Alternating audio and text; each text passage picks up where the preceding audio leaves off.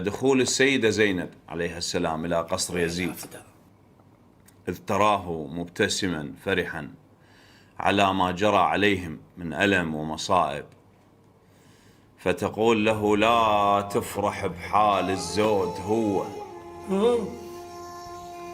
لا تفرح بحال الزود هو، بس طبيت لك خسران أخوه. الله. أقوم نقوة حقي كلهن ذقالوا، ترى الما بيها حيل تقوم قوة. الكل قطرة دمى من راس الحسين، انت وقصرك تروحون فدوة. اي والله فدوة. كرهت الشمعة من قد ما شفت نار، الله. ولو ليل 11 حطتها حلوة. الله الله.